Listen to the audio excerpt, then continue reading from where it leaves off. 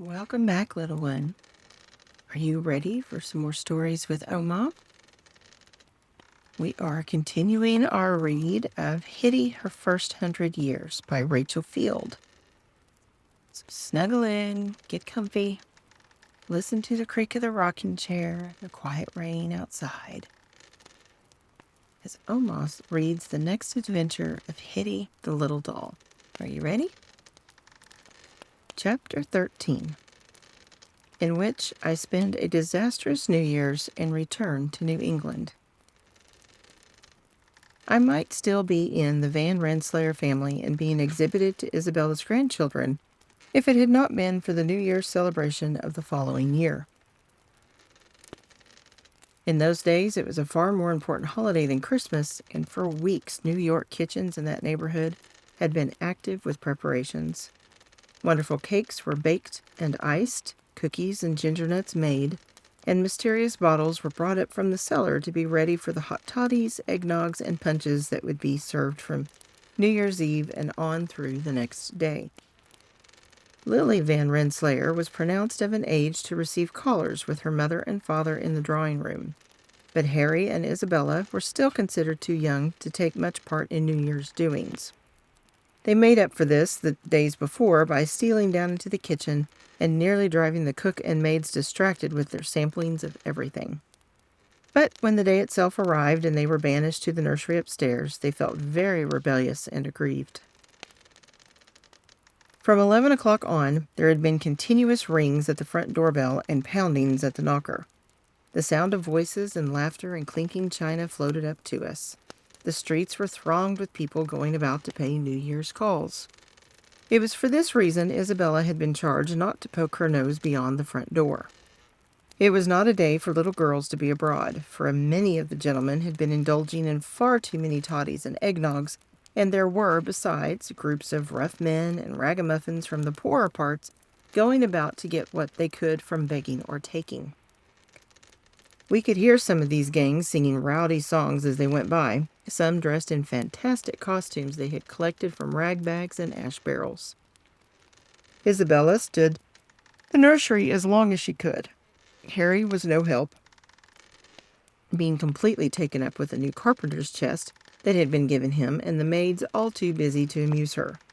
The parlor was out of the question, since no amount of teasing had prevailed on her mother and father to let her in. She therefore hung over the banisters till she was dizzy with witching hats and canes being laid on hall furniture. "I don't care if it is New Year's," I heard her say finally. "I'm going out myself. I guess I can make a call on Mr. Jenkins if I want to." Mr. Jenkins was a friend of her father's, the same, in fact, to whom we had taken the sherry. He was a bachelor who lived in a big brownstone house and always made much of her. So presently Isabella had got herself into her outdoor things, and with me in hand was slipping cautiously down the stairs. She waited behind the velvet portieres of the drawing-room door, and when the hall was empty except for the tall silk hats and the canes, out she slipped. I knew it was very wrong of her, but I could not help a certain pleased excitement at the idea of being abroad by ourselves at such a time. Twilight was coming between the houses, but some faint sunset color still showed behind chimney pots and the trees of Washington Square. The sidewalks were thronged with hurrying people, and lights were beginning to stream out of windows on either side of the avenue. I think Isabella feared she might meet some friend of the family who would return her to the fold, so she decided to take a less familiar, roundabout way. Accordingly, we went west in the direction of 6th Avenue. Here, all the shops were tightly shuttered, save for a chemist or two, where great red or green jars threw out jets of colored light. Carriages and an occasional horse car rumbled by, but it was less crowded than on shopping days. Mr. Jenkins lived quite far uptown, in the wilds of 23rd Street, Mr. Van Rensselaer used to say jokingly. Somehow it seemed farther than usual that night, and I suspected that Isabella would not have minded turning back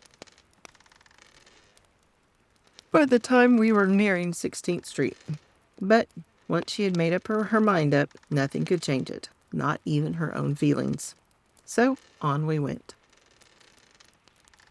The wind blew a gale round all the corners, and a few flakes of snow were beginning to fall. Suddenly, out of nowhere, or so it seemed, a crowd of urchins in blackened faces, cast-off hats, and an odd collection of old clothes bore down upon us. They must have been waiting in an alley for just such a chance to have sport with a well-dressed child out by herself. They were an odd-looking lot of boys of assorted sizes, with sticks and old umbrellas, which they waved with war whoops.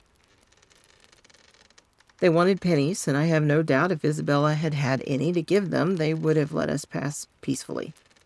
But Isabella had no pennies, and seeing that no one was about to put a stop to their sport, the boys set upon us fiercely. "Tassels on her boots!" screamed their leader. "Get the tassels on her boots!" What good they would be to those boys I could not make out, but go for them they did, though Isabella kicked out with all her might and used her fist. She had me in her other hand, which did not help matters. "You'd better leave me alone," she cried, "or my father'll have you all put in jail." "Ha ha," mocked the leader. "My father'll have you put in the reservoir on 42nd Street, and then you'll look a pretty sight. Oh, won't she though, boys? Come on, let's take her there." "Don't you dare to touch me," stormed Isabella, who was nearly in tears, and at the same time stamping her foot with rage. "I can scratch and I can bite, too." I could see from this that she had abandoned all hope of help from anyone but herself. Isabella was no coward. I hardly think many little girls would have stood up alone against that wild-looking troop as she did, but of course she was no match for them, and in the end they had torn off her squirrel tippet and her ostrich feather, and one particularly unpleasant boy had snatched me rudely from her hand. The next thing I knew, there was a whistle in the distance. "Skip!" yelled the leader, and almost before the sound had died away, the whole gang had scattered as by magic. I had a glimpse of Isabella standing at the head of the alleyway, imperiously calling to a policeman and several passers-by to come to her aid. Her hat, with its red feather, lay in at least 6 different bits. One sleeve was torn off at the shoulder, and the snow was falling on her disheveled hair and flushed face. I never saw anyone look quite so beautiful or so furious. New Year's is anything but a name to give me pleasant associations. It would have brought tears to poor Miss Pinch's nearsighted eyes to see what those boys did to my fine outfit. They carried me away with Isabella's squirrel tippet for trophies. The tippet was taken by the leader, and since no one seemed particularly anxious for me, they decided I would make an excellent torch to set on fire. Fortunately, they were then distracted by an invitation from some other boys to join a raid, which was about to take place on a bakery shop. This turned into more of a fight than they had expected, and presently there were more whistles, and the word was passed around that the police had been sent for. Once more the gang scattered in different directions. One of the dirtiest boys stuffed me head first into his pocket with all my ruffles crushed and the lace of my underwear catching on buttons. Later, another boy thrust me roughly on the end of a stick and carried me like an effigy at the head of their procession.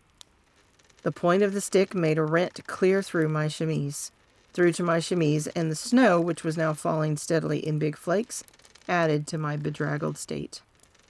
Up one street and down another they went, stealing ash cans and door plates, throwing stones at unshuttered windows, raiding basement doors and unprotected passers-by, and generally making a nuisance of themselves. At last, the pangs of hunger sent them scattering to their various homes, if the crowded tenements and shanty cabins and vacant lots where they lived could be so called. I feared that I was going to be tossed into the gutter and trampled by the first horse's hooves, when one of the gang asked if he might have me. "For the kids at home," he volunteered rather shamefacedly. A hoot went up from the rest, but the boy who had been carrying me on the stick handed me over. The next thing I knew, I was the center of attention in a very different sort of room from the one I had left.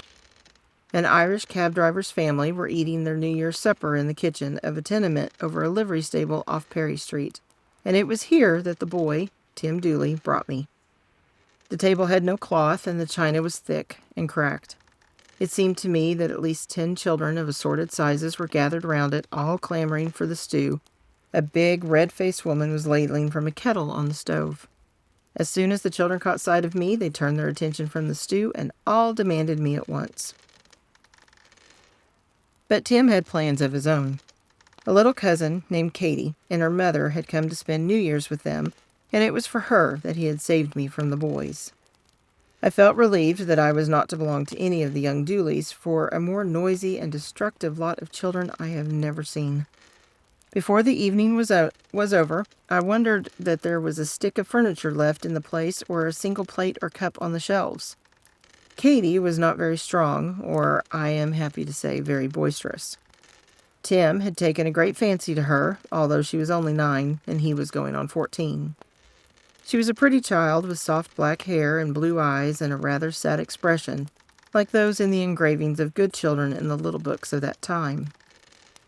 My clothes were in a deplorable state, but no one seemed to think of doing anything about them, and when I saw the careless way the children went about in rents and rags, I could not feel very hopeful for the future.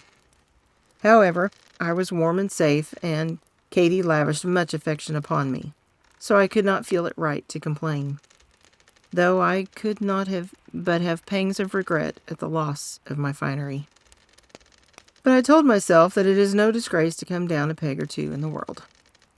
At all events, I had a chance to go traveling by the new steam cars, an experience I might not have had if I had stayed on in the house on Washington Square. It was a long trip, from early morning till late at night, for Katie and her mother were returning to their home in Rhode Island.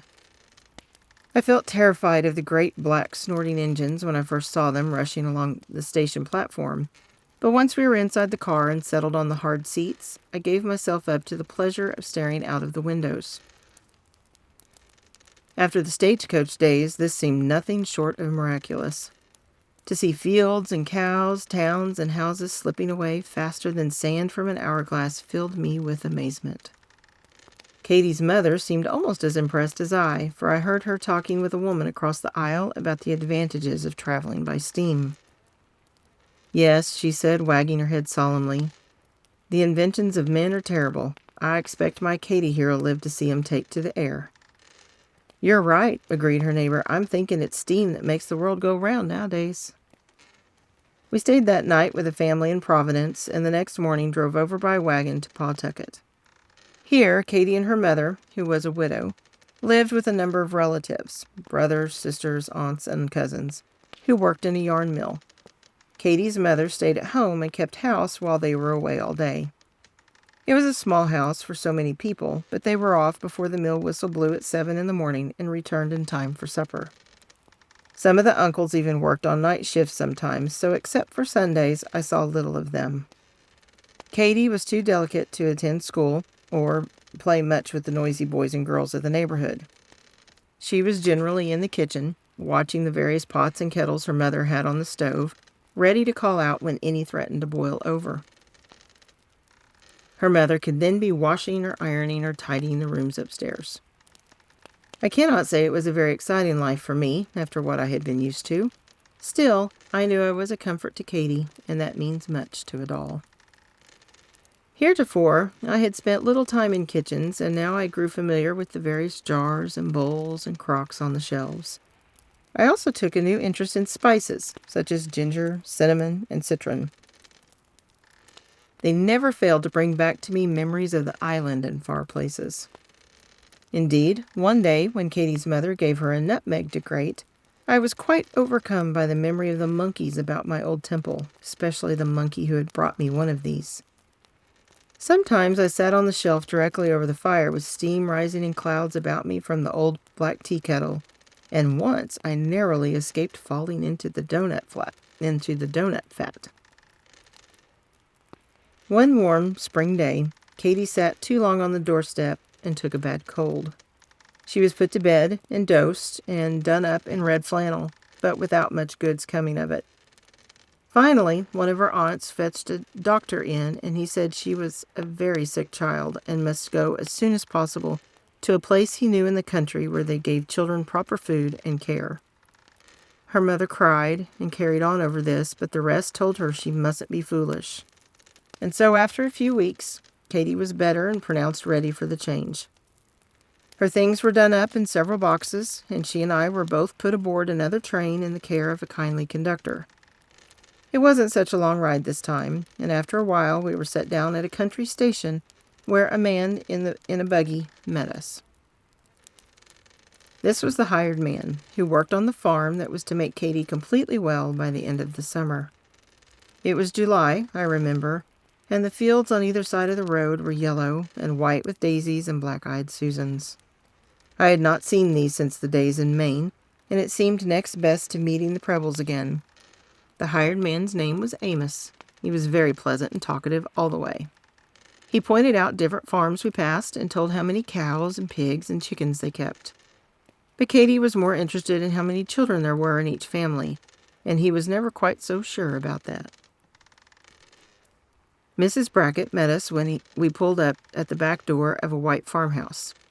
She was fatter than anyone I had ever seen before, and when her apron was tied around her waist, you couldn't see the string, it sank in so deep. She had 3 children of her own, and took as many more in to board, so she knew how to get on with them and what to say when Katy was homesick in the night, and cried for the kitchen and all her family of uncles and aunts and cousins. Mrs. Brackett approved of me because she said I was a nice practical size, and she thought I looked as if I would be considerate of other people. She seemed to think that was the most important thing to be. At least she was always telling the children about it. I did not see much of the other children my first weeks there because I stayed in Katy's room most of the time. Then one afternoon she took me out with her to have a ride on a hay wagon. Amos had promised that all the children should go. The 6 children, Amos, and I all rode in the empty hayrick to the meadow where the hay was piled. We sat under a tree and waited while Farmer Brackett and he pitched it in till the cart looked higher than the barn doors. Then one by one the children were swung up and settled in the hay. I had never before sat so high up. It was a grand sight to look out over the rolling meadows to the woods and hills and farms that were like those I had known first of all. It was exciting, too, when the horses began to pull and we lurched and swayed along over the ruts, with the branches of elms and maples brushing our faces as we ducked under them. The children screamed and shouted and sang as we went. Katy sat a little apart, for she was still rather shy of them.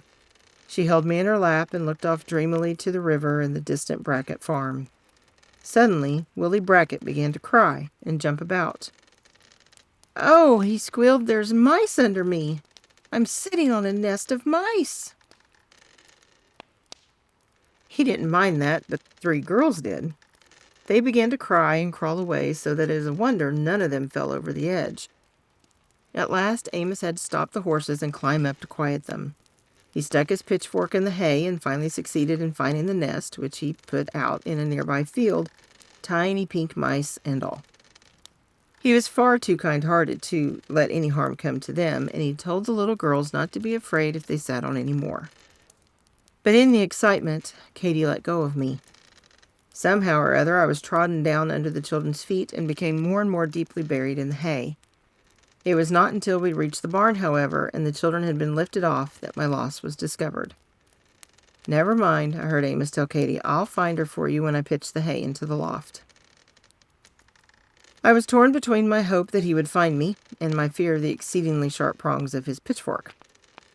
But I think Amos must have forgotten what a small doll I was, for I was tossed up in a big bunch of hay without ever being noticed at all.